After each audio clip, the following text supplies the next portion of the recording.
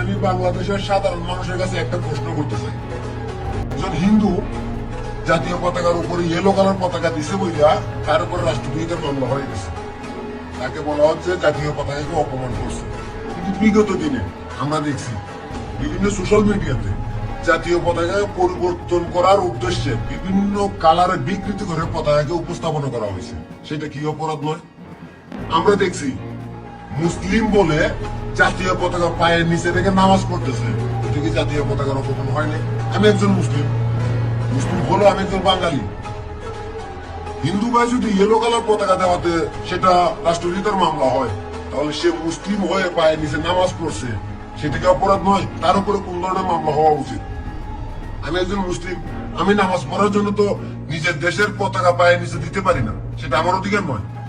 সেটা জাতীয় পতাকার অপমান। নামাজ পড়ার জন্য তো অনেক কিছু আছে, সেখানে পড়বে।